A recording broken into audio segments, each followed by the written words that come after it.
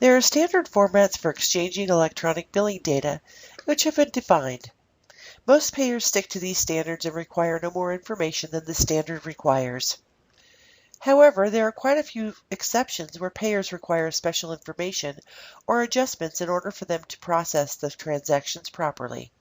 Typically, a payer will want information in addition to the standard. Iridium Suite allows for you to specify these adjustments in the Electronic Payer Identification section. I'm going to click on the Electronic Payer IDs button to open up the ANSI Payer ID Editor.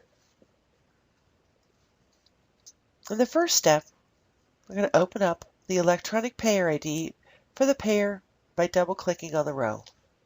Fill out the appropriate electronic override fields. First, let's review the filters. The Filters section allows you to override certain electronic billing standards. By default, the ANSI Electronic Claim Standard allows you to group many service lines from many different facilities together in one patient claim. However, some payers can't properly process claims when they contain multiple facilities. If you check this box, it will ensure that the claims are divided by the like facilities. Payer additional information. This allows you to specify fields that should be sent in addition to the standard identifiers in order to identify the payer. The option typically used here is to select the payer's group identifier number.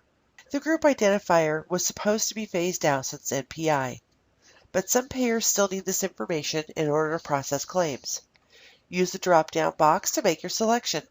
Next is the referring provider additional information. And the NPI is supposed to be all you need to identify a referring provider in an electronic transaction. However, some payers still require other identifiers like the UPIN. Typical options here are the UPIN and state license number. You can display one or many of these identifiers. If you want to display only one extra identifier, then only fill out the Include First box. If you want to select two identifiers, then fill out the first two boxes in this example. Okay, just below that is the Rendering Provider Additional Information. Similarly, for some payers, MPI is not sufficient to identify a rendering provider. In this section, you can select additional identifiers to display for rendering providers. Typical options are PIN, state license number, taxonomy, and UPIN.